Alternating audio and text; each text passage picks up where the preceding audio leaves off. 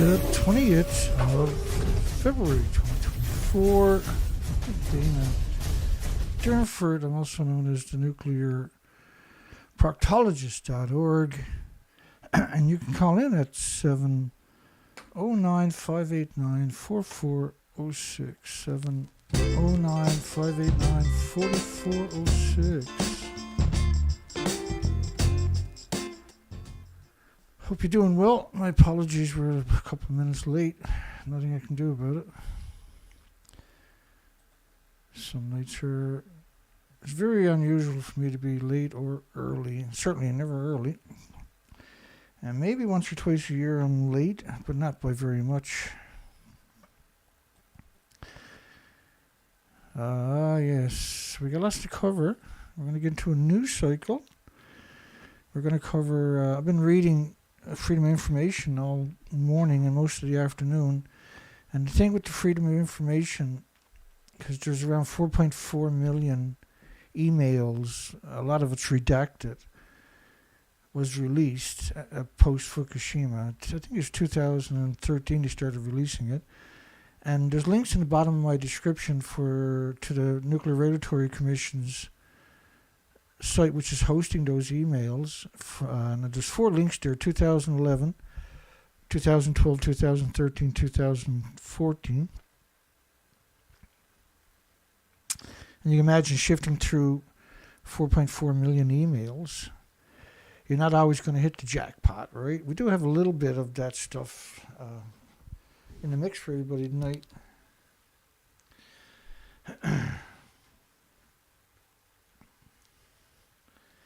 We do have a little bit of that in the mix for everybody tonight. Hope everybody had a great day, except for the nuclear industry. We're just going to jump right into it, I guess. Don't forget to click around a little tiny bit. Click left, click right. All that other fun stuff. Let's get after it. We'll pick up the pieces we're going along here. United Kingdom Atomic Energy Agency and Chalk River National Laboratory has announced a tritium partnership as United Kingdom signs a fusion agreement with Canada. And there is no fusion, maybe 50 or a couple of hundred years, but there's no fusion. These are very symbiotic memorandums of understanding that are not based in science. They're based in putting your eggs in a basket that'll never come to fruition. And the industry doesn't want solutions, because if you look at geothermal, that'll exclude all other energies on the planet right away. And so fusion is and when you see them standing up like this, you kind of lose faith in humanity, right? And they actually think they're good people in their own little compartmentalized little tiny worlds. They actually think they have some attributes of a humans when they don't. We have a great big poll tonight for everybody. Poll. Is the media, the universities, the International Atomic Energy, Japan's assertion that Fukushima never melted down? That's their assertions, that Fukushima never melted down. Crimes against humanity, and it is a crimes against humanity. And not only that, I mean, when you look at the fact that they got 30 million one-ton bags of radiation picked up, then that's the emittance. And now they're growing food right alongside the one-ton bags, right alongside the nuclear meltdowns. The food was banned by 55 countries. In 14 prefectures of Japan, the food was banned. So to suggest that nothing got out of the buildings when the buildings are completely lost their entire inventories, they actually grown food in a nuclear wasteland and poisoning people worldwide. That's crimes against humanity. And the numbers we're talking about is about billions of pounds a year. And that the models from TEPCO itself, based on venting, not based on actual nuclear meltdowns, shows plumes covering the entire planet in about 20 days. And we got to fix this because nobody else is going to fix it. You fix it by educating the population. And we're not really given a platform. We're censored heavily and we're excluded from the conversations. And that the so-called anti-nuclear organizations refuse to acknowledge we exist because we contradict their fake narratives. And they're what they call a control opposition, right? Like Beyond Nuclear, Greenpeace. Many of these, you might even know the people. They seem like really nice people. Kevin Camps, Arnie Gunnarsson, Helen Caldicott, Christopher Busby. They come across as super nice people. But when you look at the lies that they tell and you back it up with the documentation, it's very disturbing. It's very disheartening. And it's very dangerous. And it's a lethal threat to all the species. So, United Kingdom Atomic Energy Authority, which means nothing, right? Anybody who's in the nuclear industry knows that that's the biggest joke, unknown joke in history, is the United Kingdom's Atomic Energy Agency. They don't even build their own nuclear power plants, for goodness sakes. They're the furthest thing from an Atomic Energy Agency. Saying fusion energy promises to be safe, low carbon, sustainable part of the world's future. Geothermal is much more applicable. You can have it right away within 12 months instead of dreaming for 50 to 100 years. And because there's no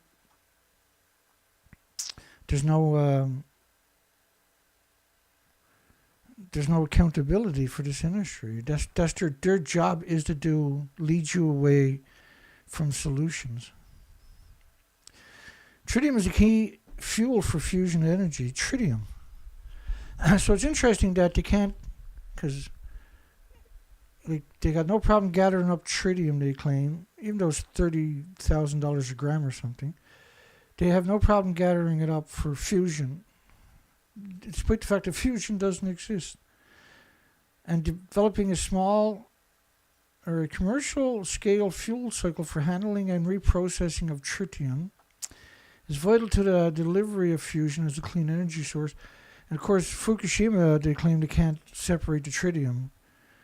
The reality of it is they can't separate any isotopes from water, let alone tritium. Water is naturally going to be tritiated in contact with anthropogenic man-made isotopes. And there's an interesting statement that tritium is a hydrogen isotope. Well, it's actually called 3H, the man-made tritium. And it's a rare in nature, because it's man-made.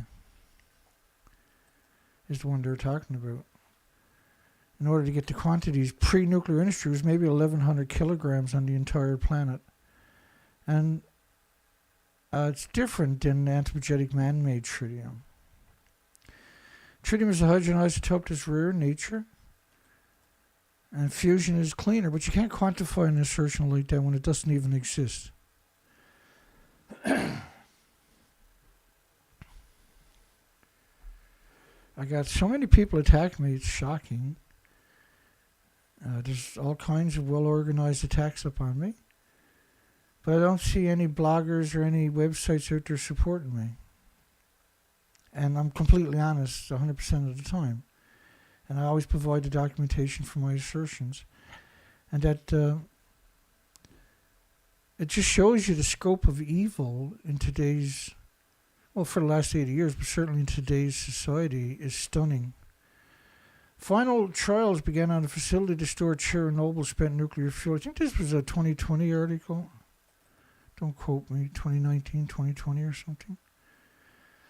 The 1986 disaster, which is 1/4,000 of a Fukushima, killed 2 people on the night of the accident and 28 later.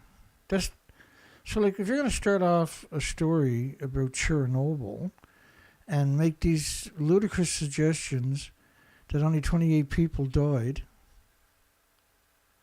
it's hard to comprehend what kind of person that Amanda Jasi is actually like in real life, right?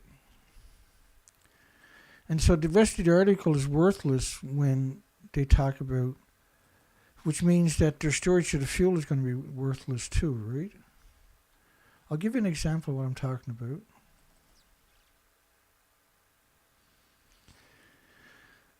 Nothing happens quickly in nuclear, even the blog.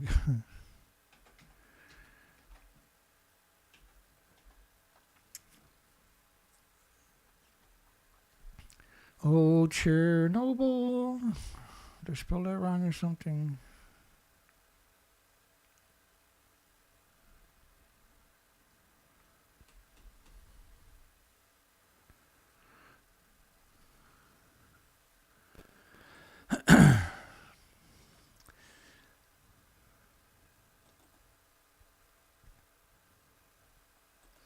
So let's just talk about some of these studies of Chernobyl. And I'm just going to show, I'm not going to show you a lot, but when they say only 28 people died at Chernobyl, the influence of post-Chernobyl fallout on birth defects and abortion rates in Austria. Trends in human sex odds at birth in Europe and Chernobyl. You know, they closed 9,400 farms in Ireland, Scotland, and the United Kingdom because of Chernobyl. Prenatal loss of 400 male fetuses in the Czech Republic. So that's 428. Secondary sex ratio trends in associated gender-specific births near nuclear facilities in France and Germany. So what they're looking for is more males than females being born, which is confirmation that everybody was poisoned in order to have that kind of statistics.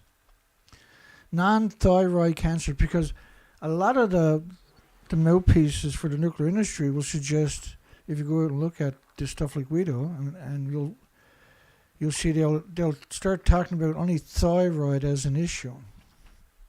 There's heart, liver, lung, respiratory, pituitary, not just thyroid. There's many, many diseases and illnesses.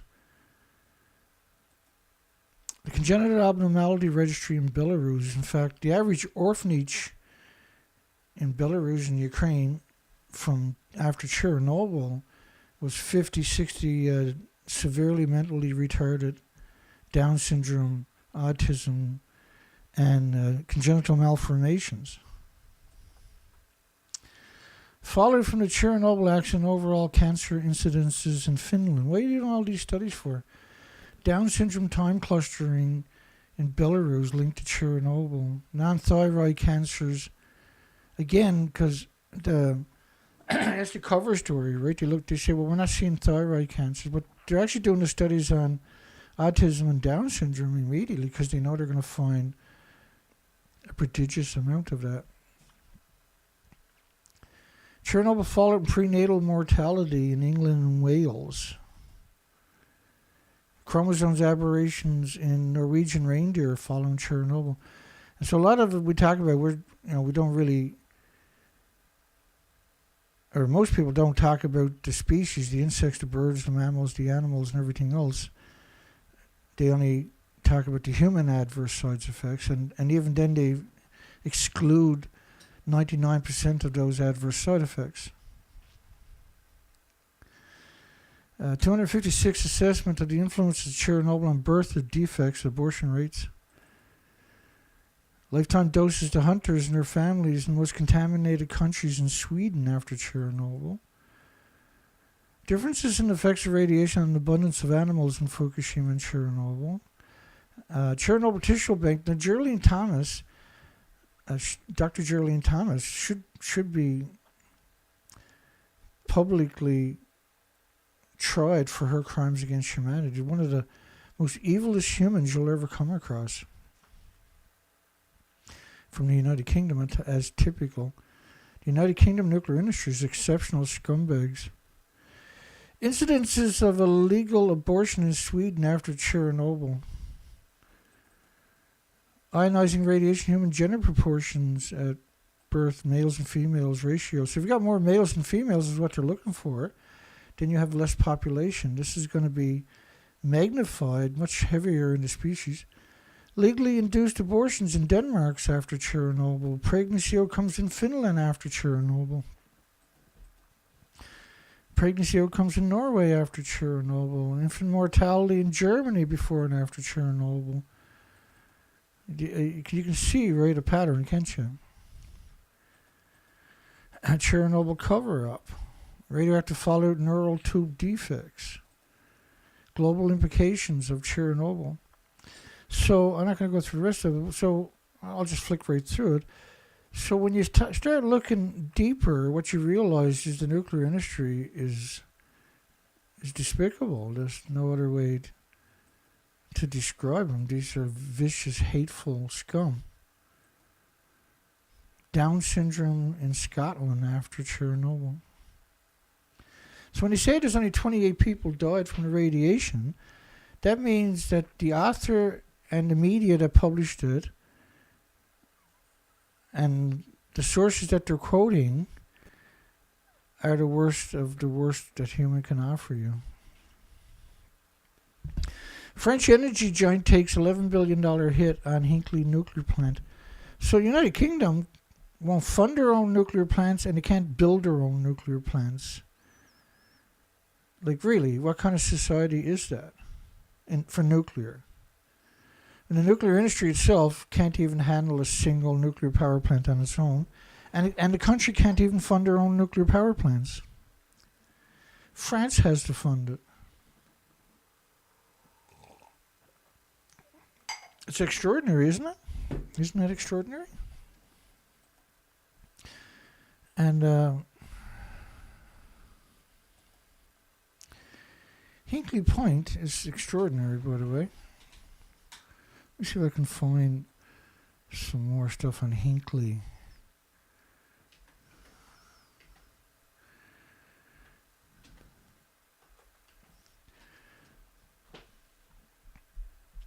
And Hinkley is the biggest construction project in human history. Not just nuclear, but in human history. And they have the audacity, the arrogance, the hubris to call it carbon-free. And I can't quite wrap my mind around how sick and demented you got to be to make that kind of an assertion.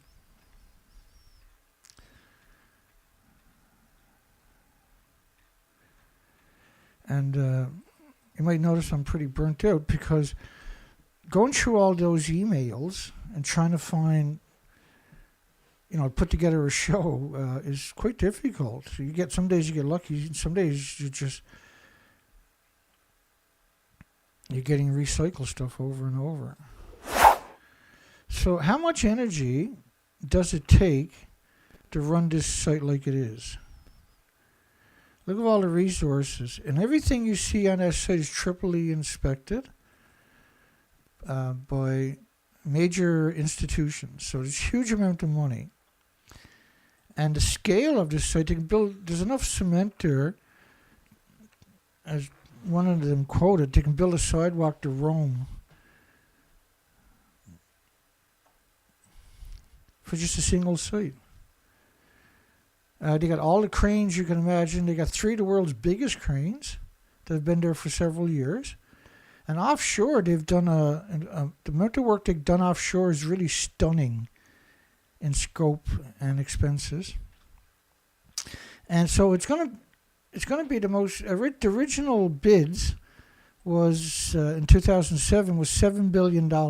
It was originally pitched at $7 billion. And now they estimated it's going to be 59 billion United States dollars, USD dollars. And these pictures still don't do it justice because you're way up in a drone, right? So you can't actually spot a human because you're so far up in the sky.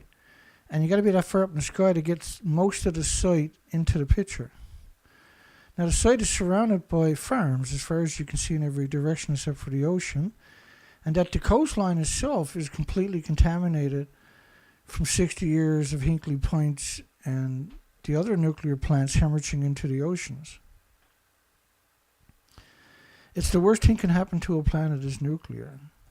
So each of this site needs 2 large, massive gas, oil, or coal plants dedicated to build it. And you can see how much electricity it takes to maintain this site just to build it. And this is when you zoom in. So when you zoom in from this big picture and you zoom in, you're still dealing with a massive, unbelievable amount of material. And over 90% of this material will be irradiated with neutron bombardments and is no longer can enter the ecosystem when the site is finished. Now, the site is going to hemorrhage, once they put fuel in the fuel pools, it's going to hemorrhage radiation. And every year they're going to add several million pounds of fuel. And all that fuel is going to be splitting atoms for its entire legacy. And what they're doing underground is stunning. I mean, this is 8-9 stories underground on top of that. So it's very difficult for the average person to comprehend the amount of material we're actually talking about. The material is probably enough to build a small city.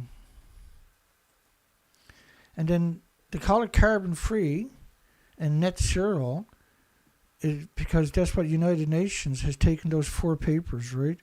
Climate change, global warming, net zero, and carbon-free. And carbon footprint, which BP oil. Climate change was Brock Wallace, or Wallace Brocker. James Hansen was global warming. And Miles Allen was net zero papers. And the United Nations took those papers. So 195 countries used that to bludgeon you into submission, to demonize you and to vilify you.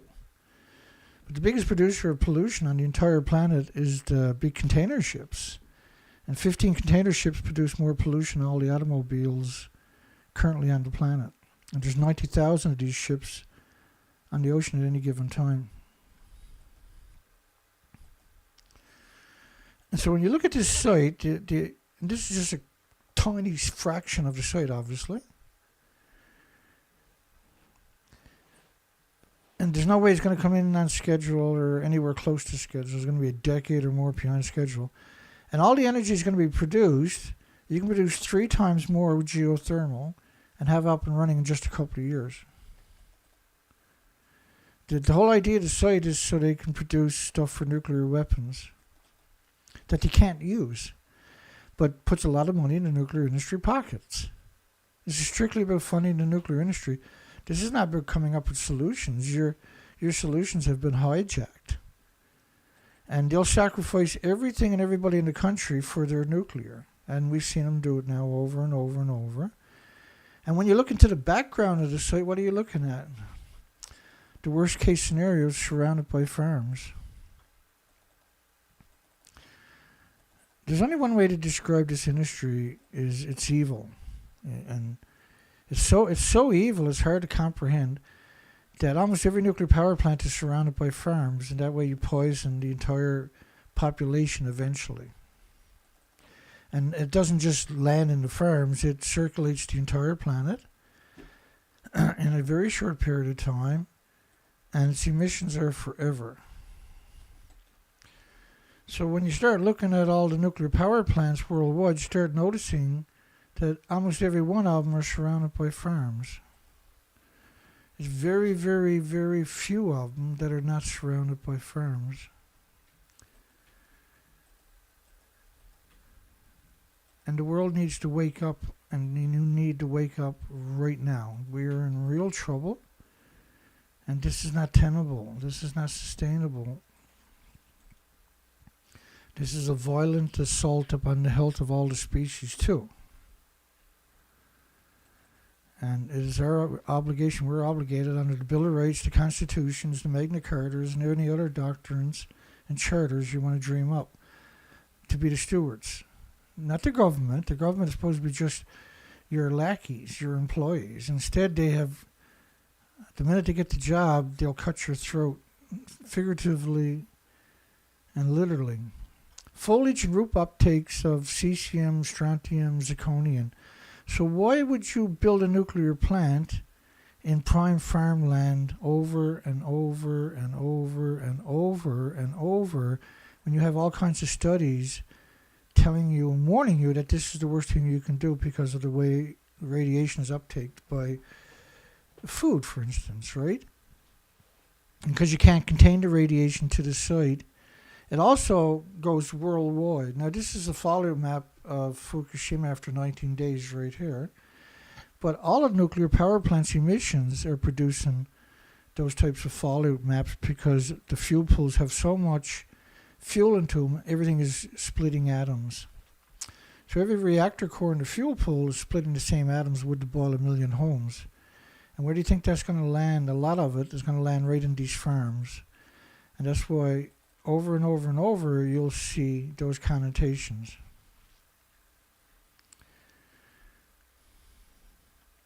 So when you show you these pictures, in the background you can see the farms, right? Hinkley Point helping Britain reach net zero.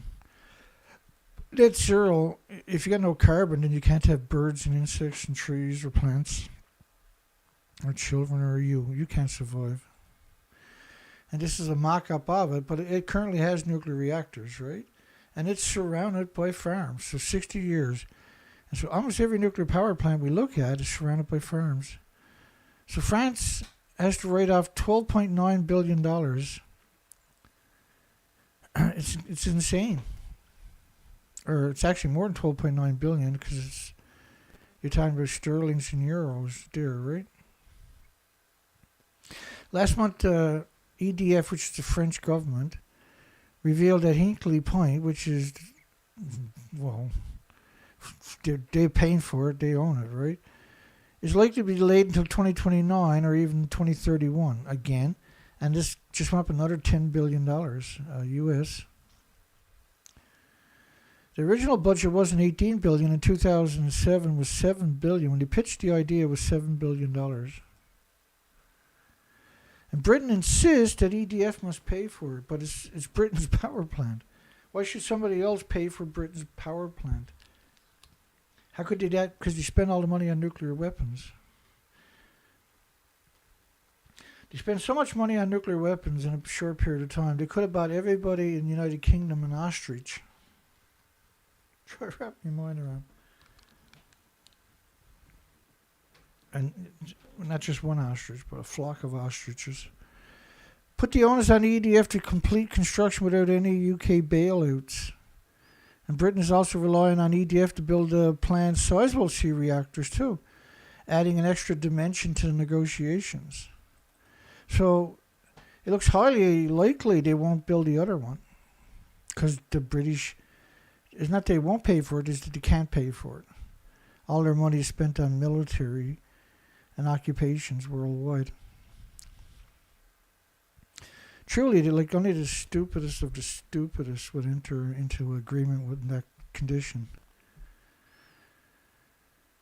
Fukushima Daiichi operator completes removal of soil after untreated water leak. Untreated. This is a crazy story because they got people convinced that it never melted down, right? And people that are protesting tritium. And then they come up with these fabled stories. I'll explain that to you in a second here. So we counted the tanks, by the way, because we have thousands of pictures. And we can only come up with 750 tanks. Let me just explain some of that to you. Because the foundation of this stuff is the most important, right? When you know the foundation, then the rest of the story, the lies that they tell, fall apart pretty quick. So they built all the tanks in 2013.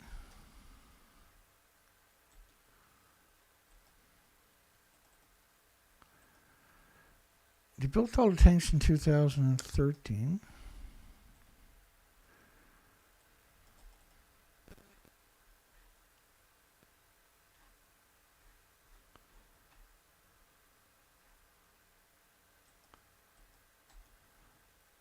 Just bear with me. I'm going to stir. Here we go. Okay, so Mary Yamaguchi. She showed up on March 11, 2011, by the way. Tanks at the crippled Japan nuclear plant leaked highly radioactive water. Mary Yamaguchi, Associated Press. August the 20th, 2013. In 2013, they had 1,000 and what was the month? August 2013. So March 11th, 2011, 2012, 2013 is 2 years. So April, May, June, July, August. So 2 years, 5 months, they had 1,000 tanks. In 2014, Mary Yamaguchi, they had 1,200 industrial tanks, large industrial tanks. In 2017, they had 900 tanks. In 2022, is that 22? 2019, rather, they had 1,000 tanks on this beginning of this line right here. In 2021, they had Associate Mary Yamaguchi. They had 1,000 tanks. In 2023, Mary Yamaguchi. They had, and that line right here, 1,000 tanks. In 2024, they got 1,000 tanks, right? Okay, so then the water filtration system. So 2014, which is, so August, they had 1,000 tanks, right? In 2013. So August, so September, October, November, December, January, February, March, April. So 8 months later, TEPCO didn't, the ELP system is yet to function. In August of 2014, a year later, the Arriva water filtration system still didn't work. So they had 1,000 tanks, but they had no filtration systems whatsoever in 2013. Then in 2014, they were going to have a groundwater bypass where the water coming down the mountain was going to be directed directly into the ocean so it didn't go through the site. That didn't work. TEPCO failed on a promise to install a fence. They said it was going to cost $1 billion. But you can't build a fence to stop radiation because the reactors melted down and lost their inventories right away anyway. In 2014, the ice wall, they admitted, didn't work because why would you build an ice wall when you can build a real wall and there's no top and no bottom? So then that left the SARI system and the Korean system, which after 2013 we've never heard it mentioned. And that was the last we heard of was 2013 until about 2 weeks ago. They actually mentioned it once. Right? But again, if it really existed, you would have heard about it the same as the Alps all the time, right? And that they admitted, and back then, the plant had already released enormous amounts of highly contaminated water directly into the ocean from a plethora of leaks. These are not leaks. The buildings are completely destroyed, right?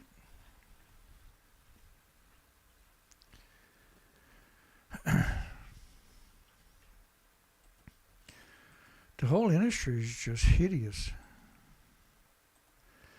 No matter how you look at it, it's really just a hideous industry, right? The industry is scumbags. So look at the plant. So they built this contraption off-site, then assemble it, and they put it on top of the building. It doesn't physically touch the building. This is the stump of Reactor 4. And look down around Reactor 4, you see the buildings where they didn't even clean the debris off the roofs, nor off the roof of Reactor 4 the debris wasn't cleaned off it. So in 2013, I'm going to play a video for you from 2013 where they're claiming to the right that they're in the building. I'm standing is on top of what used to be reactor building number 4. The whole of this building was blown apart by a huge explosion. We are here inside Reactor 4 at the Fukushima Daiichi nuclear power plant that was severely crippled during the earthquake and tsunami of 2011. Of the decommissioning work taking place here in Reactor 4. At the end of our tour, we were checked for radiation exposure. In 4 hours, I received the equivalent of less than a chest x-ray. 1,500 highly radioactive fuel rods inside this pool. They've got to move them outside of this reactor. Okay, so how many people believe they're actually in the building?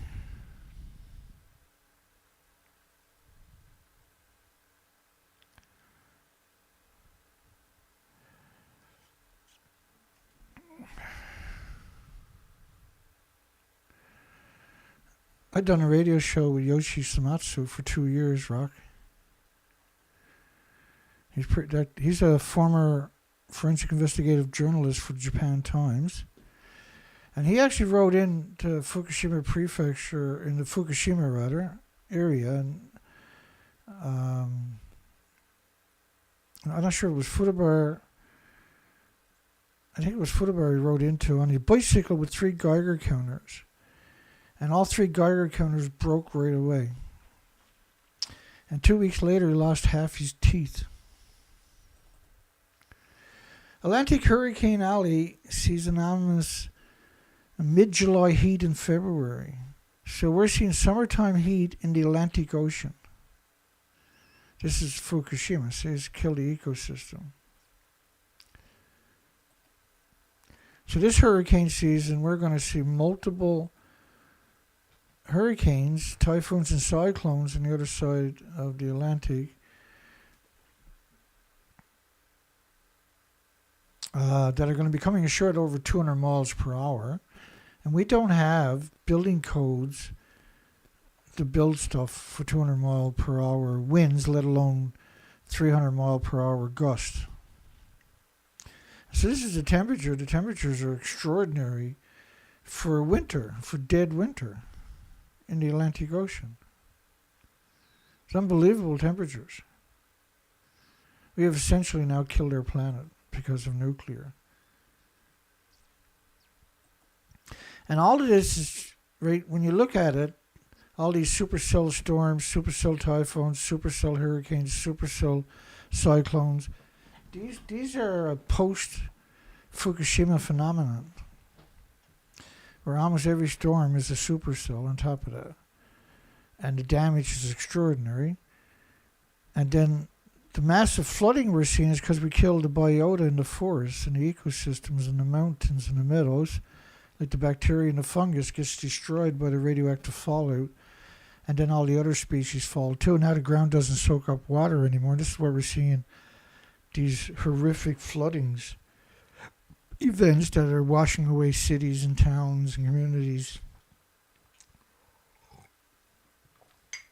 And we always think of terms of humans, right? We don't think in terms of species.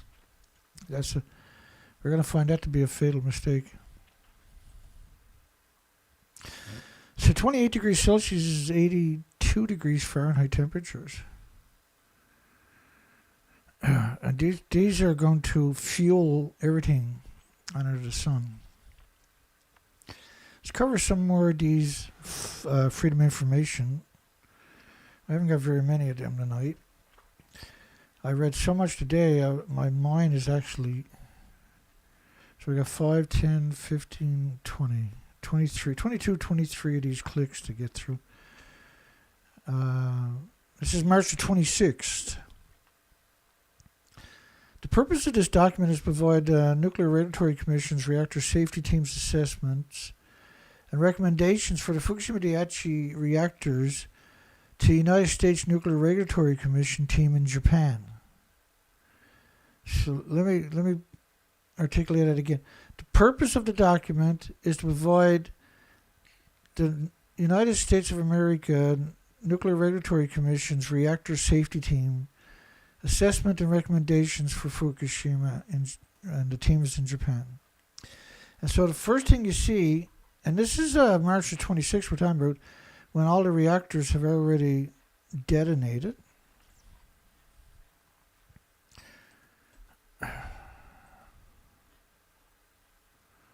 I'm just looking for a picture from that original date.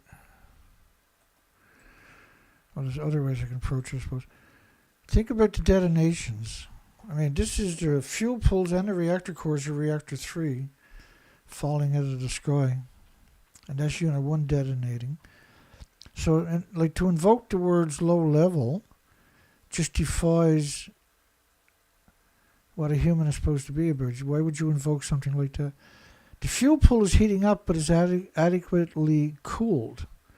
But there is no fuel pools left on the 26th of March 2011.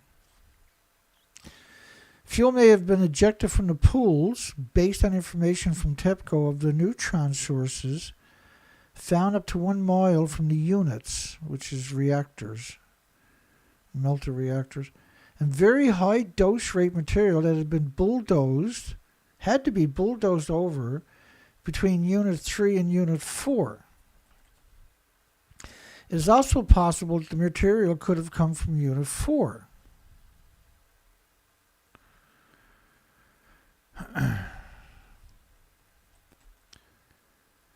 It's better if I can find the original footage, but this is what's left of Unit 4, for instance.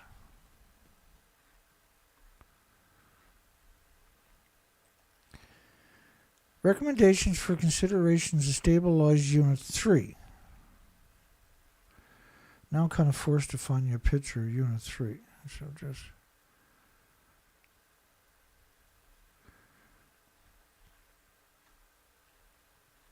Yeah, I've been, I burnt out today. It's going to be minus 24 wind chills here tonight. It's supposed to warm up in a couple of days.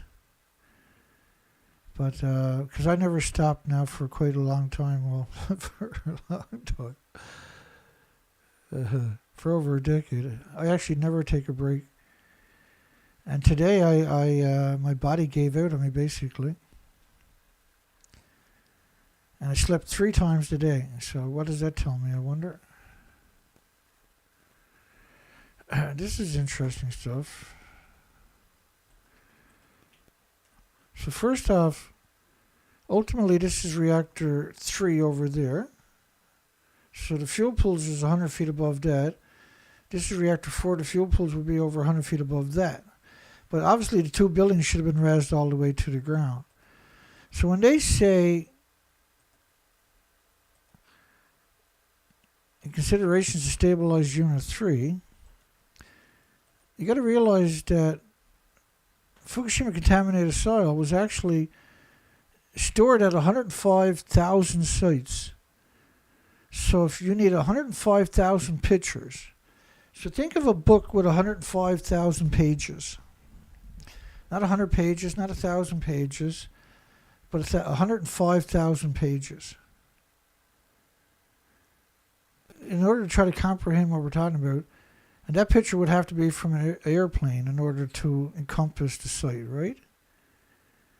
And so to suggest that nothing got out of the building, that's the official story. This is what we're going to poll tonight, asking that question. Is the media, the universities, international atomic energy agencies in Japan and many other countries, assertions that Fukushima never melted down, a crime against humanity? And it is, because it's poisoned everything and everybody, every species and everybody on the planet. Everybody and every species is now coping with full-body x-rays full-time. And because you can't perceive it or see it or hear it or feel it or touch it or pick it up, or doesn't mean that you are going to get off, that you are going to escape this snowstorm of evil. Hydrogen gas production is more prevalent in salt water than in fresh water. So spraying salt water on the reactors was another another disaster that aggravated everything, right? So these are some of the recommendations. Spray water on the steam plumes. These are not steam plumes. And the steam coming out of the ground that they're calling steam plumes was 4.7 sieverts an hour. And the whole site had to be abandoned multiple times for extended periods because the whole site would disappear in these so-called radioactive plumes coming out of the ground. Because some of the reactor cores that didn't go up in the sky, like reactor 2, the fuel pools in the reactor cores went deep into the earth. When they hit water tables, well, you know how water expands, right? By the liter. It's like 1,200 feet per liter. So you're talking 9,000 degree Fahrenheit temperatures. It split the earth open. And then the radioactive steam, they're only measuring, well, they're not going to be measuring alphas, neutrons, gammas, betas, and x-rays. They're basically going to measure one of them, right? So 4.7 sieverts, you need to multiply that by 4 to get an accurate number.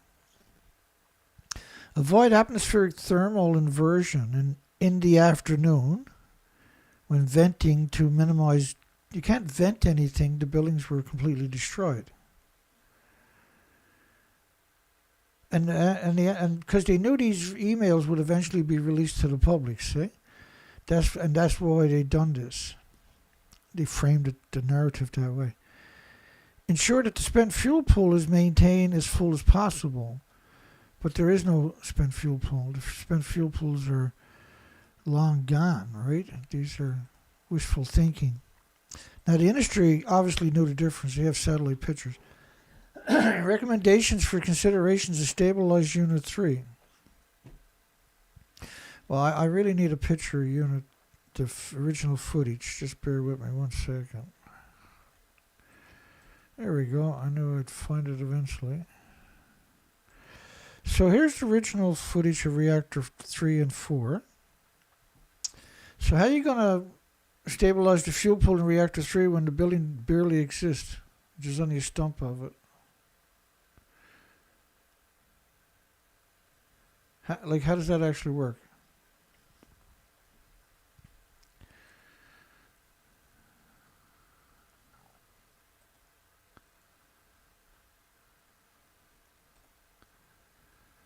How does that actually work?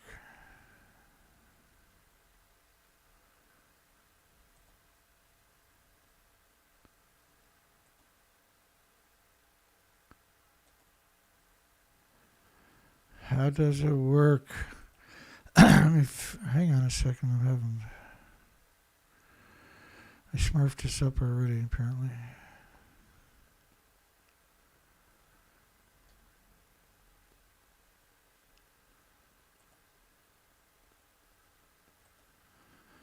I think I got it this time, yeah. So there's reactor 3, goes to reactor 3. There is no fuel pool. They would have known this in satellite pictures right away. And same thing for reactor 4. Like, there is no reactor 4.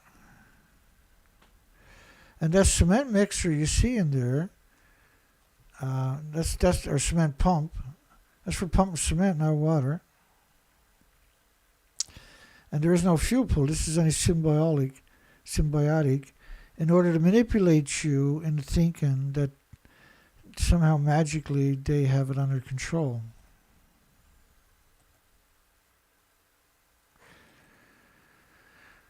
A recommendation for consideration to stabilize Unit 3. Now they knew it didn't exist. Ensure the spent fuel pool level is maintained as full as possible. You can't maintain the fuel of a pool that doesn't exist. Well, this is why we're in trouble, because there's no one home accountable. There is no checks and balances. We're filling up that gap, but it's very difficult. The rad levels, no information. So they have no information on the radiation levels. They would stab you in the back very quick. Very high dose rate material that had to be bulldozed over between Unit 3 and 4. In front on the Unit 1 was 1 million sieverts per hour. They bulldozed that apparently. And it's still there. Then they covered it with steel plates with cranes. Then they poured cement over it with cranes, right, the remote control. Then they put more steel plates on top of that. Then they put pavement on top of that. And then they put more steel plates on top of that because the homeless were still dropping dead. could it possibly come from Unit 3? What do you mean possibly? Well, could it come from Unit 4 or Unit 2 or Unit 1 too, Dana? Oh, that makes sense. Secondary containment vent holes drilled in the rooftop to avoid hydrogen buildup. This is a recommendation. So they're going to drill holes in the rooftops. Break out hydrogen peroxide. I got it there, but I didn't use it tonight for some reason. And I do believe we can now plug the phone in to my sound system. I can plug the phone into the sound system, so if anybody calls in, we can have them directly plugged in instead of laying them on the microphone. I'm not sure if that's going to work 100% because I haven't tried it yet, but I got the plugs and the cables here. So hopefully in the future we can enjoy that a bit better for everybody to listen to it.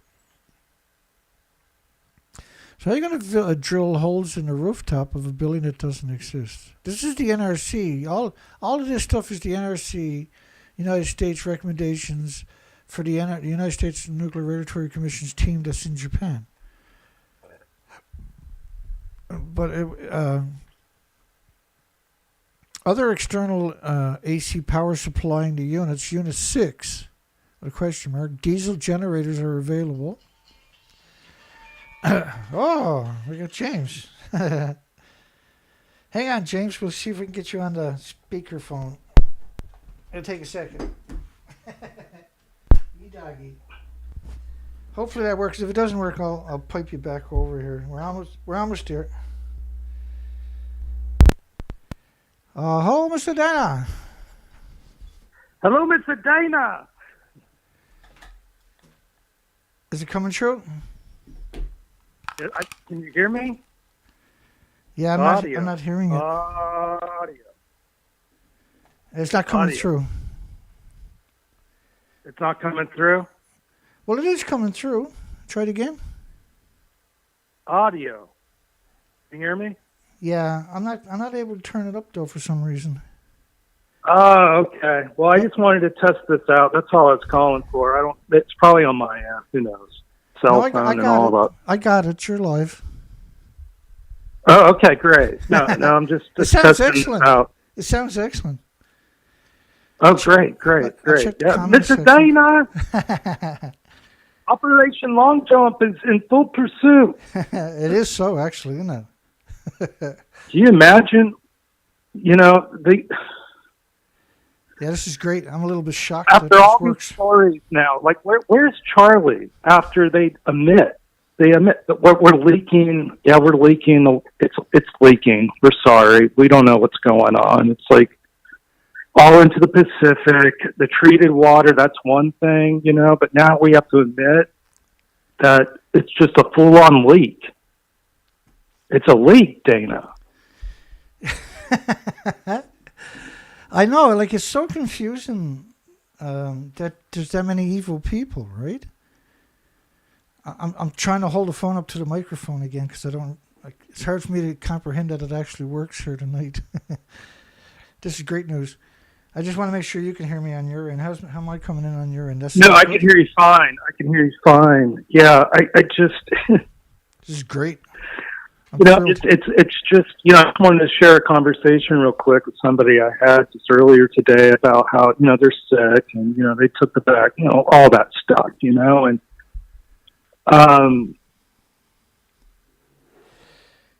how important it is to remind people that we're in trouble. The real elephant in the living room here is on meltdowns. What do you think is going to happen? Do you think things are going to be normal? Right. Do people have any idea what kind of energy is just being dissipated on a continual? There's nothing being done about it. Now there's people freaking out about all the wrong things. They're like, oh, the Greenland ice sheet's going to melt and that's going to raise sea levels up 25 feet. And yeah, if you live by the coast, you're underwater, and it's No, I mean, come on. We've got these meltdowns that continue to go. It just escapes unabated. It escapes people. There's they switch off, don't they? Do you see that, James? Sure. They just switch off, and I don't. Well, it's just what do you?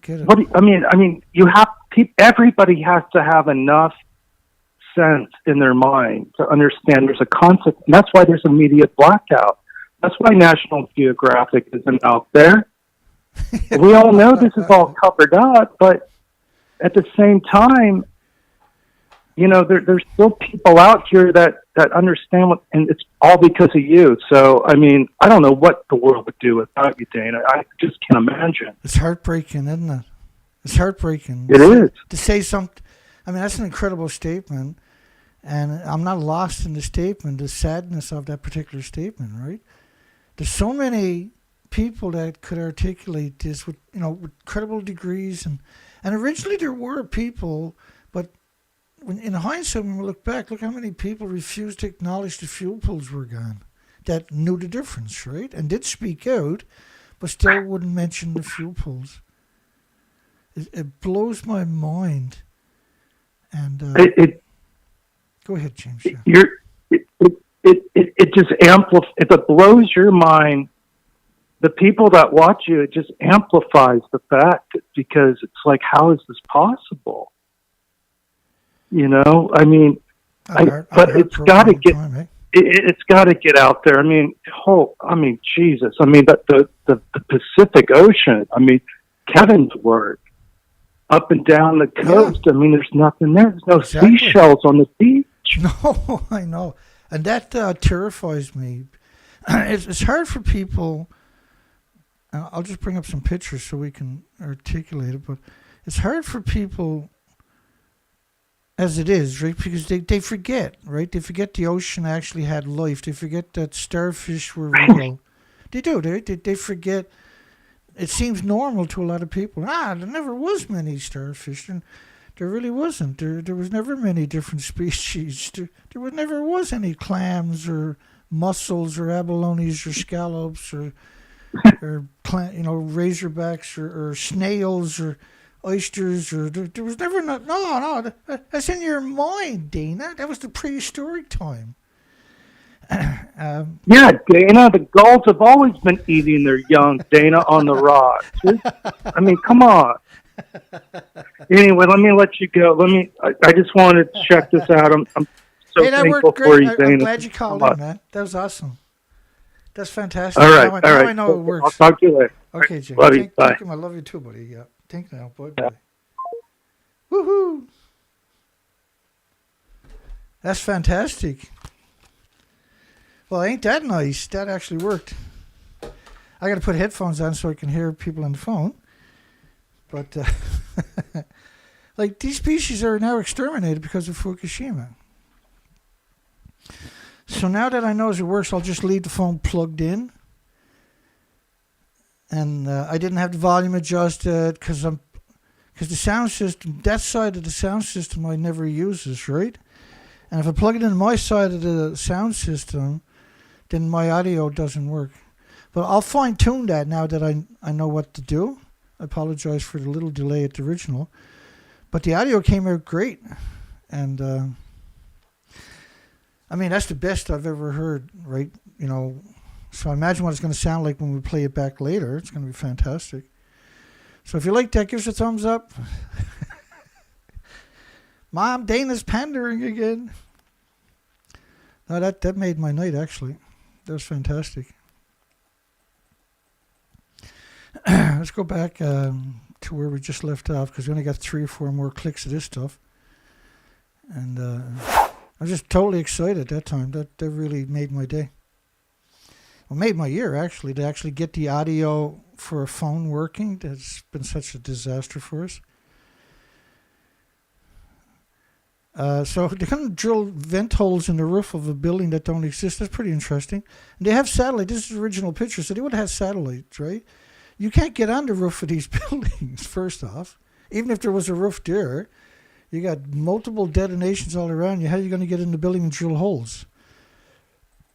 Because this was said and done by the 16th of March 2011. And the emails are from the 26th. They're the 26th, right? Let me go backwards. And just get that date to quantify. Yeah, so this was March the 26th. This is 10 days after the reactors.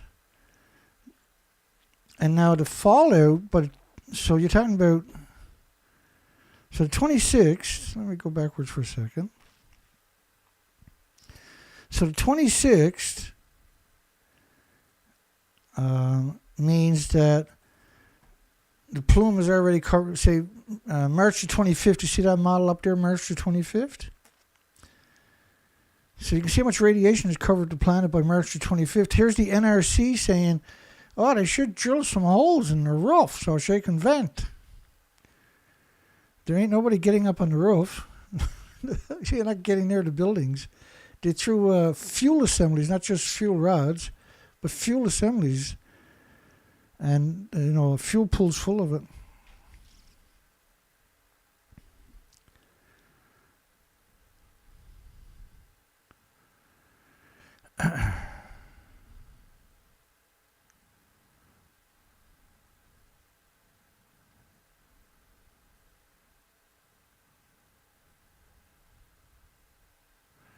Let's keep going. Repairs completed on the pump used for the fuel pool cooling recommendations. Repairs complete on the RHR pump used for fuel pool coolings. Well, there's no fuel pool, and same thing with reactor 1 and 2, which are not in that picture. But because you had this explosion from reactor 3, which was the plutonium X oxide fuel reactor, the fuel would have landed all over the site, right? Yeah, getting that phone call to work, that put a little hop in my step tonight. That did. That was awesome. That was awesome. I slept 3 times today. We didn't stop all last week, and then I didn't stop Friday. Didn't stop Thursday or Saturday. We didn't stop Sunday. Didn't stop Monday. And today's Tuesday. My brain shut down. I got up though. I got up with the intentions of getting a jump on things early today, right? And it was minus. I can't remember. It was pretty cold out there. It was double digits anyway. And I was like, oh, well, I'll have some breakfast and I'll get dressed and I'll go out and my brain just would not let me do anything. So I tried to put a story. I said, well, I'll just sit here and put a story together for tonight, get through some of those redacted emails. Editorial: processing huge amounts of debris from central Japan quake is a key to restoring the lives.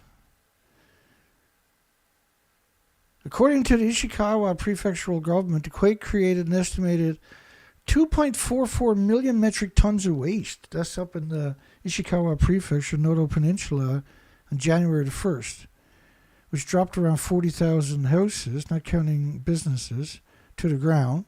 We haven't seen any footage of it. And 2.4 million cubic meters. So if you put a cubic meter is 2,200 pounds in Japan's world, right? So if you take a 1-ton truck, that's all you can carry is 2,200 pounds.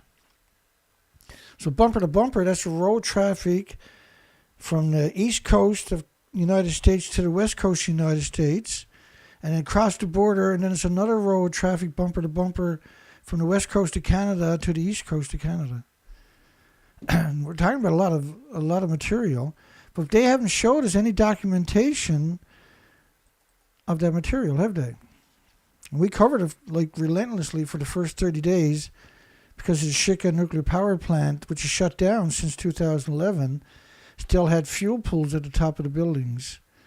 And so they said they had the community of Shika was the biggest earthquake you can have in Japan, which was a 7 on Japan's Shindu scale, which goes to 7.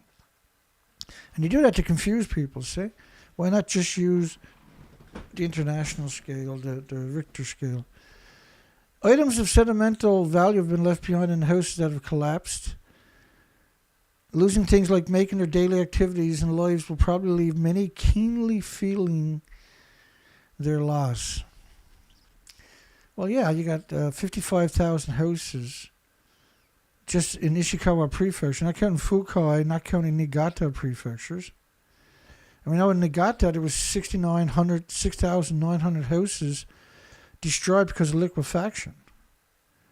But we know there was a lot of damage from the earthquake because the roads are torn up too, right? But they managed to bury, and we don't know nothing about the Fukai outside of that they needed a lot of search and rescue and a lot of help there. Excuse me. In the city of Wajima, Ishikawa Prefecture, one of the most affected areas by Japan's first earthquake, manholes protruding from the ground, houses are tilted, which is the liquefaction, or buried halfway underground, which is liquefaction. While roads have caved in or risen up. Now we know that 85 kilometers of the country rose up 13 feet. And that some of the 85 kilometers of the coastline got an extra 800 feet of coastline out into the ocean because it rose up. Which means there's 6 ports that are no longer usable and 58 ports that are severely damaged. Which is insane, really. I've never even heard tell of that anywhere else on the planet ever. So the manholes are protruding up from the ground through liquefaction. So they're connected to the sewers too, right? So how are you going to fix that? And you can see the houses are actually sunk into the ground. And they don't give us any pictures because we can pick apart stuff. You can extrapolate an awful lot from a small amount when you're at this all the time like we are, right? It's all because of liquefaction, in which the strength of the soil is reduced by an earthquake and is hampering relief efforts aimed at restoring infrastructures in the affected area. And continued aftershocks, even more than a month after the disaster, are not helping. And liquefaction was particularly severe in cities such as Wajima, where you've seen the 200 homes and businesses burn. And it shows those pictures over and over and over to the point where you didn't even want to look anymore. But yet, there's thousands of homes destroyed in that city, and they still haven't showed us any of that. And the same thing with Suzu, which is where the mayor said originally for the first couple of days was reported widely that 90% of the 5,000 homes were completely destroyed. Nothing left standing. So you're talking about 4,500 homes that would have been completely flattened. And so now they're saying liquefaction was particularly severe in Suzu, which is the first time that we've heard those types of connotations, right?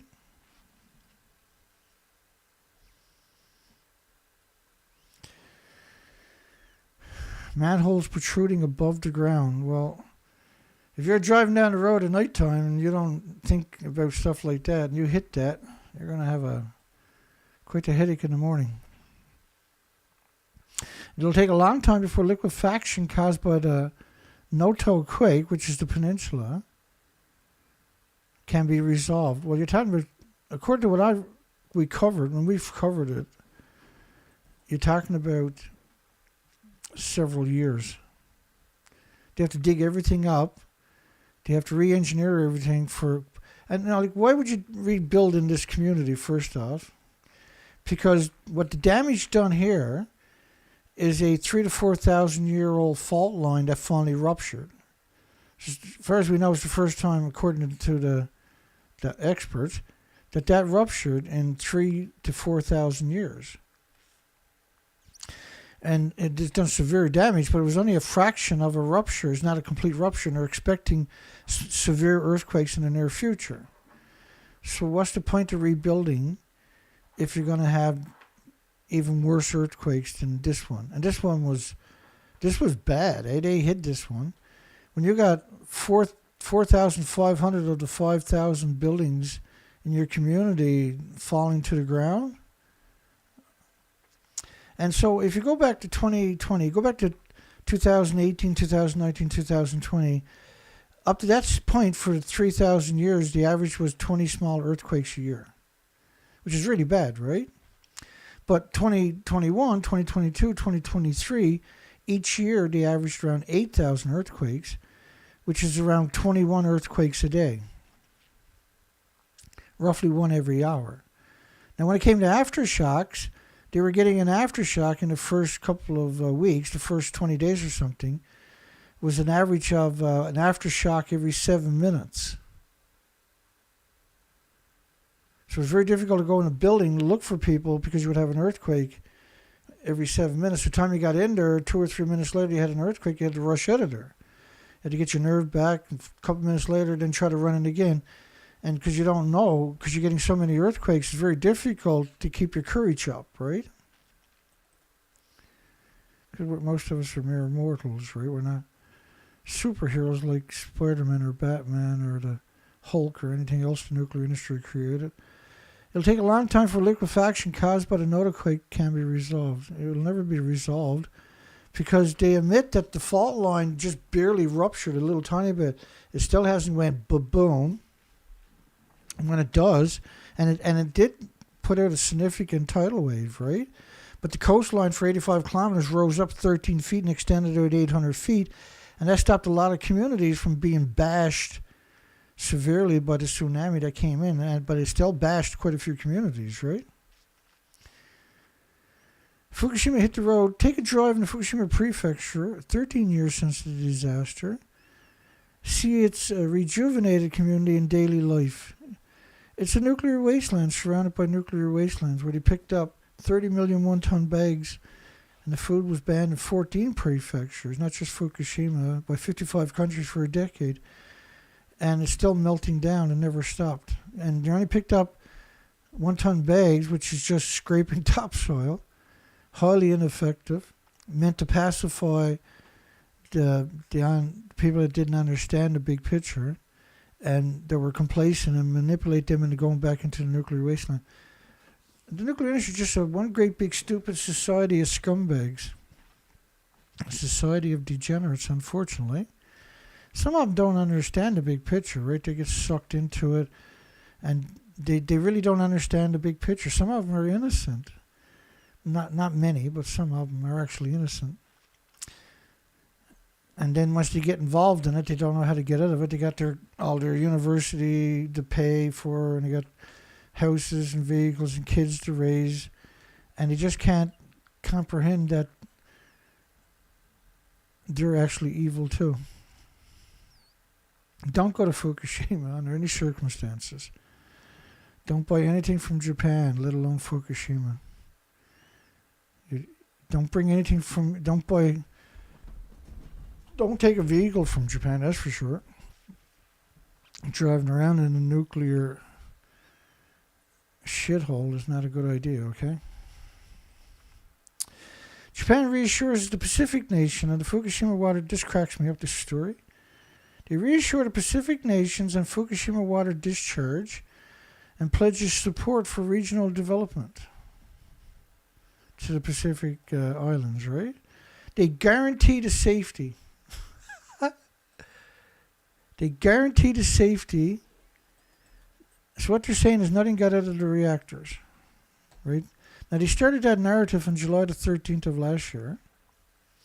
And the first English version we have of it was from a South Korean professor. And I probably can't find it.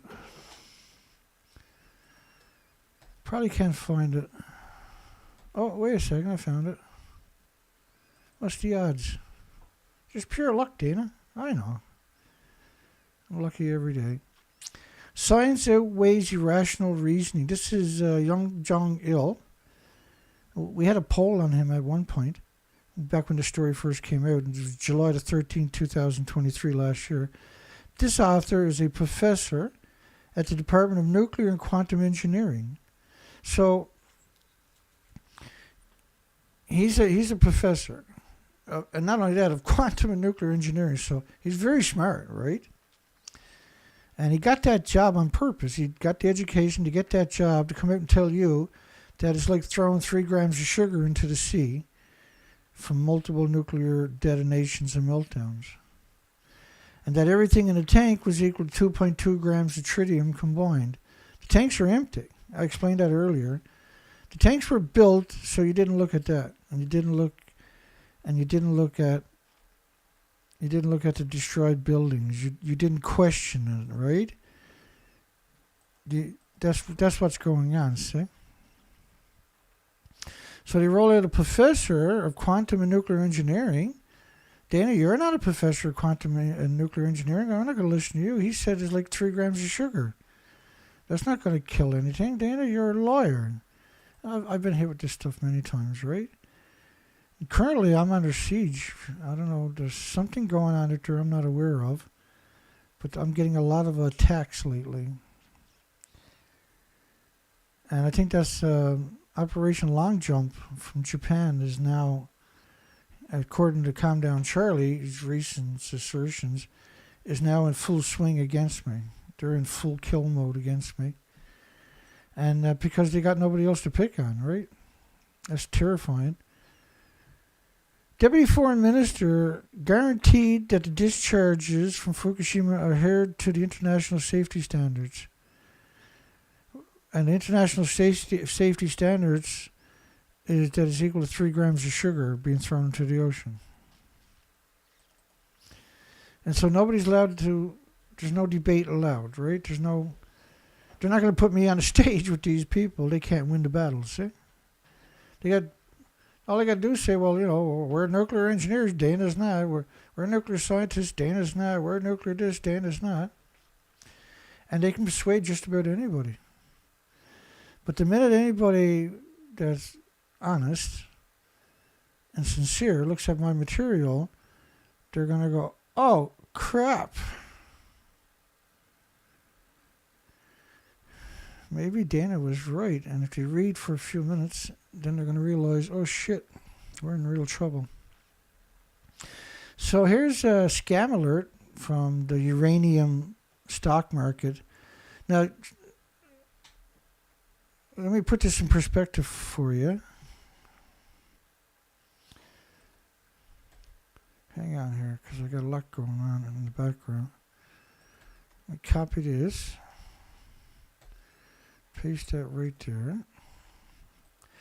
Okay, so the stock market, the price of uranium has climbed up to $102 per pound. This is a really important story, by the way. And it's not very hard for me to tell the story. I just got to set it up proper. I got to stick to my train of thoughts. Good luck on that. Okay, so what's going on with nuclear and renewables?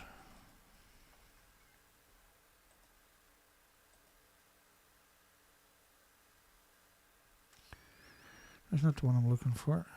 Oh, I fixed this the last time.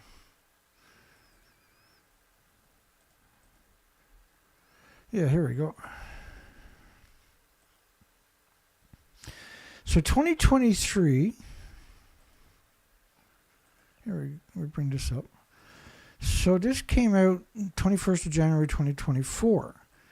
Here's the official statistics of nuclear and renewable capacities in 2023.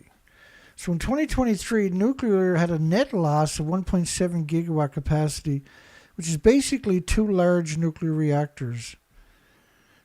They went backwards. That's for 2023.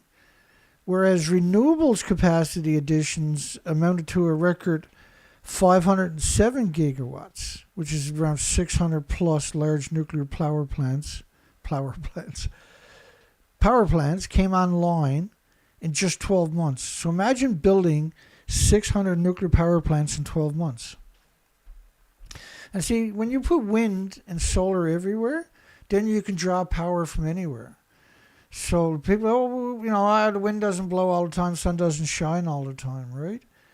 But see, that's just a garbage can diagnosis, because the wind is blowing somewhere all the time. And if you put your windmills on the top of the mountains, for instance, or in the valleys where the wind blows all the time, instead of in the community where you drive everybody nuts, which is, why would you do that? Why would you put it in the community? Because you're trying to drive people insane, see? And you don't want it to work all the time. You want them to look up and see the windmills are not working, right? And you put it in the communities. And then you use that to bludgeon opposition with. So when you got 507 gigawatts, I mean, my goodness. Like, really, that's enough to power 500 million homes. That is significant, right? So in a 12-month period, you can build enough to power all of America twice over. So when you see Goldman Sachs enters the uranium derivative market as prices double to $102 per pound, the reason that happened was because various funds like Sprott Physical Uranium Trust, which only existed for 2 years, and Yellow Cake, which is about the same time, the Zurich-Invest AG, Kazatomprom, whatever you call that one, are actively buying and storing physical uranium. So now there's an artificial demand for uranium, so the price just starts climbing up. But it's only because they took it off. They bought it. They didn't take possession of it. They bought it, and they paid for storage. They left it where it was. So now the mining companies have to go actively start mining product.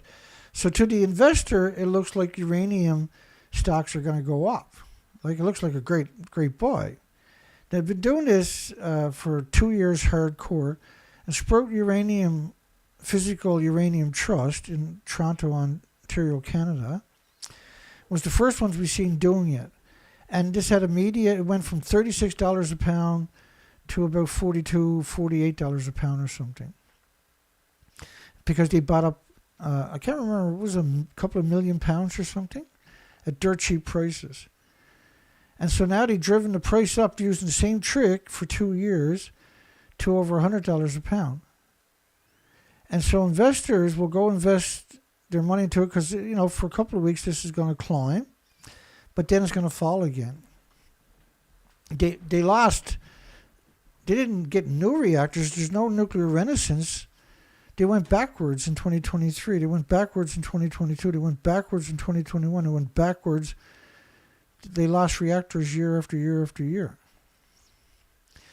And then when you look at Sizewell and places like this, where it's another $10 billion, it's going to be delayed for another maybe this or that long, who knows how long.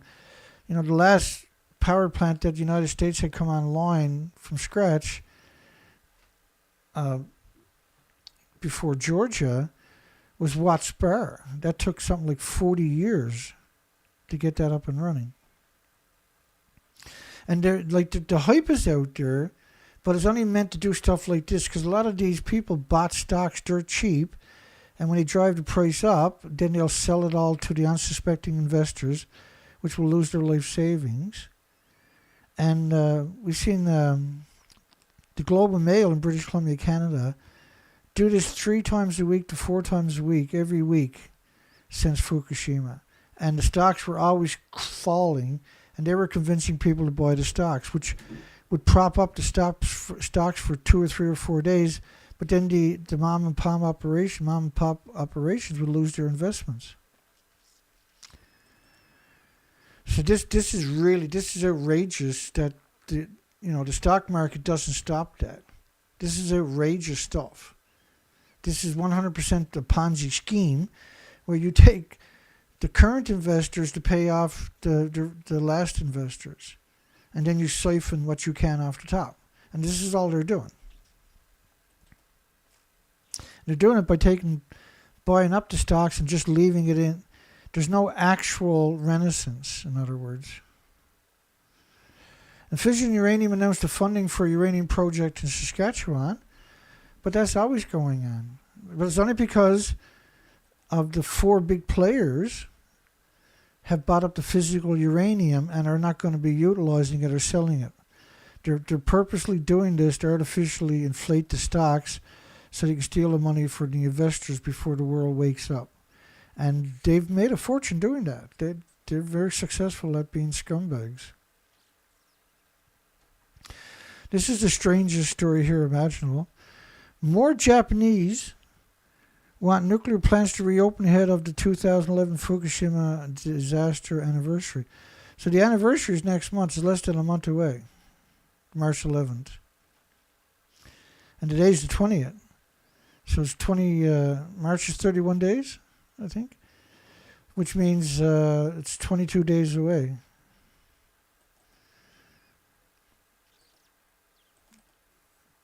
As the Japanese prepare to mark the 13th anniversary of the March 11th, 2011 disaster at the Fukushima nuclear power plant, that they claim nothing got out now, since 2023, since last year, July the 13th.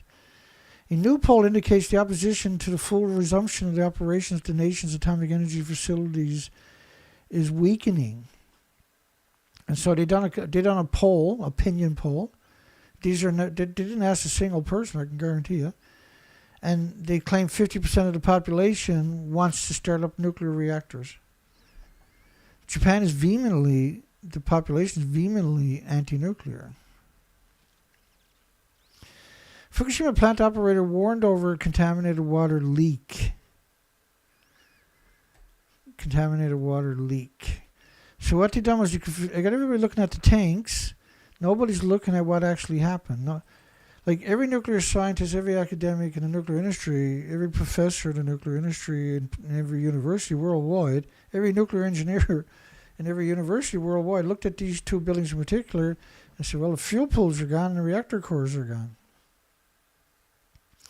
They didn't say it publicly, but there's no way they didn't look at that and know that's what happened. And so for almost 13 years, this planet has been under siege, and the majority, if not all of the planet, has turned a blind eye. I mean, really, right? To suggest that nothing got out of these buildings, this is cooked up by the International Atomic Energy Agency, but to suggest that nothing got out is pretty frightening, that people like that actually exist on our planet. TEPCO is under scrutiny 6 months after release of treated water began. So they're saying that didn't happen, that this didn't happen, that in 2013 it didn't look like that, and that nothing's got out until August the 24th of last year. And all the media is happy to cut your fucking throat. Excuse the Canadian in me. So all the media is more than happy to cut your throat. All the universities are quite happy to cut your throat. And that's what they're doing by lying to you like this. They're cutting your throat and your children's throat and the future of the 8 million species in humanity's throats. The word evil doesn't quite do it justice, eh? Even a single mistake could result in a loss of trust from the local communities and society. A single mistake. In other words, if they find me and sees that, it's all over for them, right? The warning comes half a year after the government of TEPCO started to release the treated water. So suggesting that they just started to release the treated water is such an insult to the 8 million species and to humanity.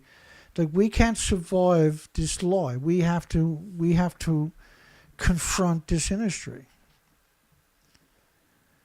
And I can guarantee you, I'm ready to go. I'm working hard at it. I have never stopped, never slowed down. And I've done research expeditions. I showed you some of those pictures earlier from the research expeditions that I've done for 6 years. After the first year, we realized everything was gone. Now we had to go back for each year to see if the species recovered. And I was under siege for the entire time, and I'm still under siege today. But I've never lost faith, because the truth works that way. You don't lose faith when you're dealing with the truth, right? And because we don't have anybody else out there educating the population, which I never dreamt. I had never dreamt that 13 years later that we wouldn't have. I always felt that at this point we might have thousands of people out there talking about this and showing the documentation, because I provided so much in so many different places, and it never materialized. And over in BitChute, I'll post a couple of times a week, maybe more. I'll post 7, 8, 9 videos, a mix of different types of videos. And 1 or 2 of them will be like a less than a 1 minute video on Fukushima, and they never get any views. The other videos might get 300, 400, 500, 600 views. But the videos on Fukushima will be lucky to get 100. And there's a total disconnect on BitChute, right? You will not find a single person on BitChute outside the propaganda machine at scatter time talking about Fukushima. The nuclear industry, now, the Globe and Mail come out and demonized me, 2016 I think it was, along with 1,600 medias, was a smear campaign against me. And it didn't work then, and it ain't going to work now, Japan. So Operation Long Jump is long behind what's already been done to me. You're not going to do anything new to me than what the Canadian government already done to me, I can tell you that. I'm still here, and I'm still going strong. And not only that, you set my resolve by attacking me. Like, you can't drive me away because first off, I'm not a lawyer. I didn't do anything wrong. I'm not only honest and sincere, but I'm righteous in doing what I'm doing. And so that's a recipe you can't break. You can't fucking break me. You can make up all the lies. You can put out all the artificial intelligence, mock up fake stuff of me you want in the future when that technology is ripe. You can do whatever you want to me, but you still can't stop me. You can't stop me. I'm not going nowhere. I'm fighting for everybody in the 8 million species. You're fighting for your pensions. I'm fighting for 8 million people, 8 million species, and the future of humanity. I have the moral high ground. Nuclear device stolen in North Vancouver recovered in Surrey. Device can emit gamma radiation if not properly handled. I'm only laughing because we got a lot of stories like this.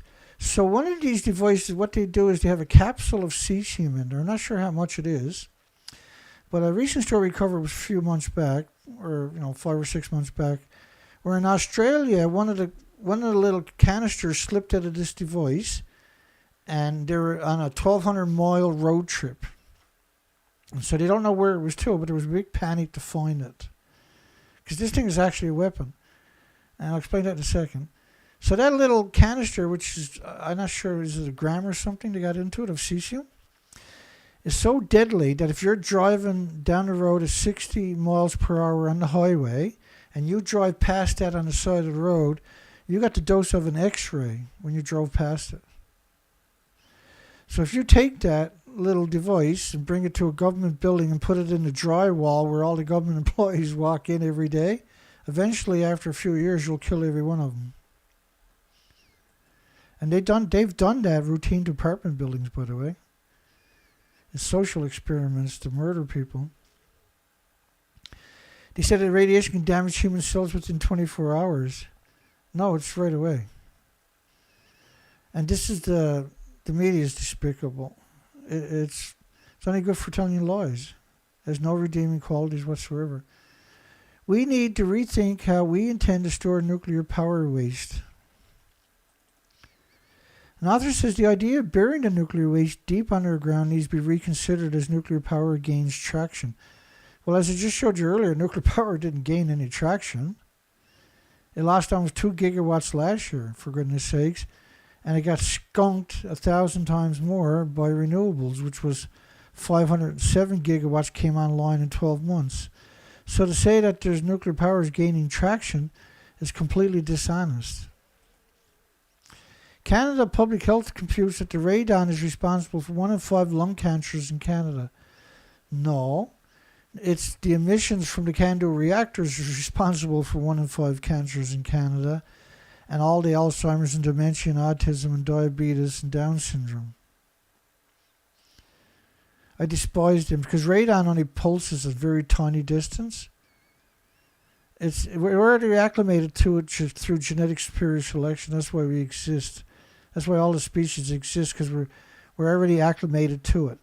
Otherwise, we wouldn't exist, right? We wouldn't have developed over millions of years, eh? If it had adverse side effects on the sperm and the eggs and everything, right? Because that's the proof that we're already acclimated to it through genetic superior selection, because we exist. But the stuff coming from the nuclear power plants is anthropogenic man-made radiation, and we don't have an autoimmune trigger to defend against it. So it's a catastrophic event. When it gets in your body attacks it for the rest of your life with white blood cells. You don't have that cause and relationship effect with radon. If radon was adverse effects to humans, we wouldn't exist. We wouldn't have survived the millenniums, right? We would have been genetically disappeared. It was responsible for the death of Alexander Latvinenko. This is where the radon decays to polonium, not plutonium, but polonium-210, I think it is.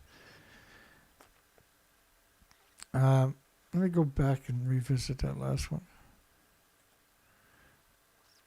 He died 4 weeks after drinking tea containing a tiny amount of polonium-210, less than the period at the end of the sentence. Let me help you. Let me explain this to you. I got another way to explain it to you. So polonium is irrelevant when you compare it to anthropogenic man-made radiation. Let me just explain that. I got a neat way of doing it, I think. And there we go. Lucky Dana. Just pure luck I found it.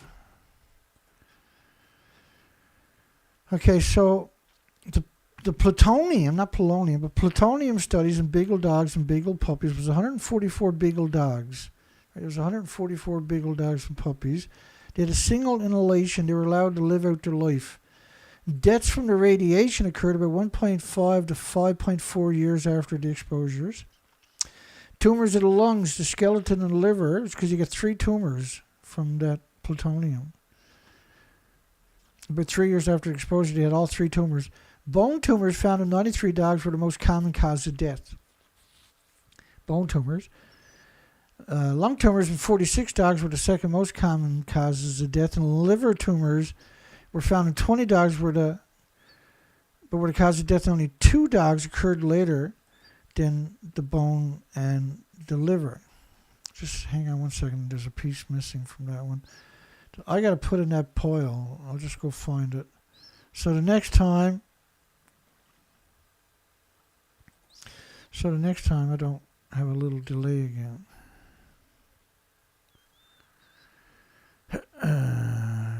Can I find it? Sometimes. Ah, there it is. All right. It was worded. Hang on. I'll paste that over there. So next time I do it, it'll be sitting there waiting for me. So tumors in the 3 organs are often occurred in the same animal were competing causes of deaths. That the finding in the dogs suggests that the similar dose-related biological effects could be expected in humans accidentally exposed. But I can't remember what I was looking for. I know it has something to do with plutonium. But it was discovered that the human kidneys are 50 times less efficient than an animal kidney at removing plutonium. In other words, the human is 50 times more susceptible than an animal actually is. And we had plutonium plumes that covered the entire planet. That's not the plutonium plume I was thinking about, but hang on. Because I think I showed it to you earlier, the plumes from TEPCO's plutonium.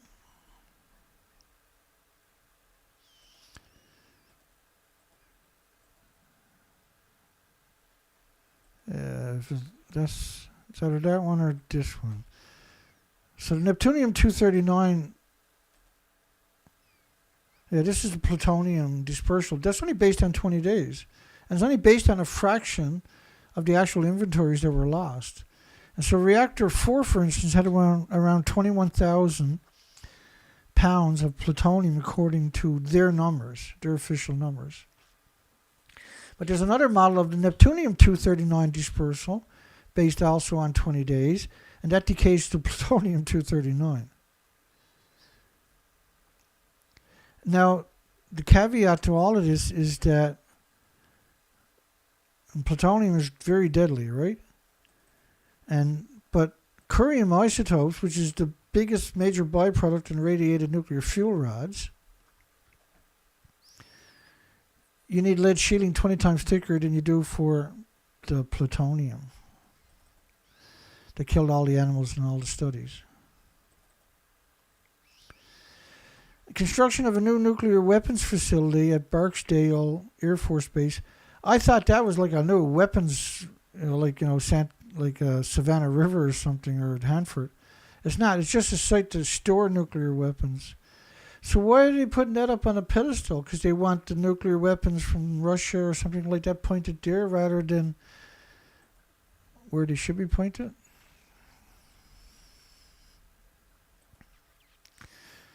EDF, which is Francis, and they put a small D there, right? It should be 3 capital letters because it's an acronym. Raised down a $14 billion US loss on delayed UK nuclear mega projects. So Great Britain is not that great. They can't build their own reactors and they can't even pay for them. And every year they got a new nuclear decommissioning authority that they appoint because the last ones stole all the money and flopped, never done nothing. Will Europe go nuclear if the United States quits NATO? That's quite an interesting... Well, typically the consensus is United States controls NATO, right? They call the shots for NATO. They're the biggest funder, right? Now, NATO was created as an opposition to the former Soviet Union, right, the USSR. And so a lot of very smart people had suggested strongly that NATO should have been disbanded when the Soviet was disbanded. But what you done was, when you created NATO, you created a real monster. But NATO is now claiming that they've been around for 100 years. And that they're responsible for peace on the European continent for 100 years. But NATO hasn't been around for 100 years. So 1924, NATO didn't exist. The League of Nations did, but NATO didn't. And the League of Nations wasn't NATO. Dungeness firm prosecuted over nuclear power station injury. United Kingdom. Serious injury to his foot, I'm assuming, as a male, while working near to the main cooling water discharge valves at Dungeness B power station, which is surrounded by nuclear power plants, right? Which is surrounded by nuclear disease factories. Because you can't really call them nuclear power plants because they're so inefficient. It's best to call them... If they took the 2 gas, oil, coal plants, and instead of using them to power these sites, they just powered the communities, they would do the same job as a large nuclear power plant would do. The power plant is there to produce weapons-grade material for nuclear bombs. That's its only function, right? Well, that was great. I'm glad James called in tonight. We got the kinks out of the phones. Now, I'll work on that tomorrow, and so I'll have even better. But I thought the audio was really good myself. So that really made my night to have that happen. Because, I put it out there, but I hadn't used the phone to make sure it actually worked. So the water came ahead of the pot, so to speak.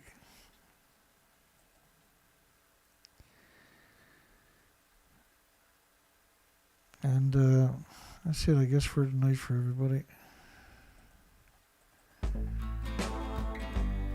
So we'll close down the poll. Let's close the poll down.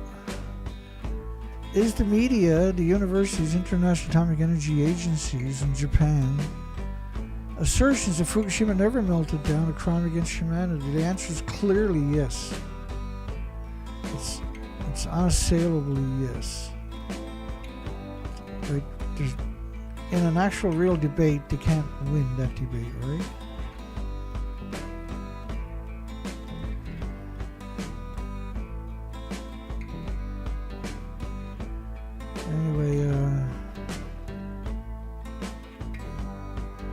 that's all I got for everybody tonight. I'm a little bit exhausted because we punched in. The last week or so was awesome. The last couple of weeks was really awesome. We got a lot accomplished. We picked up a lot of the one-time things that we needed, and they're all good quality, and super thrilled, humbled to have that equipment. I think it's the more appropriate way to put it.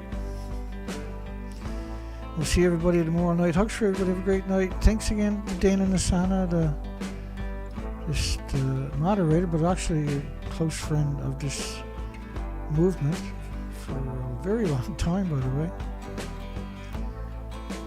And we're always super glad to see Dana, of course, and the rest of you folks. We'll see everybody tomorrow night. Have a great night and a great day tomorrow. Hugs for everybody. I'll be a bit more chippy, cheerio tomorrow night, hopefully. I'll be here regardless. Take care, everybody.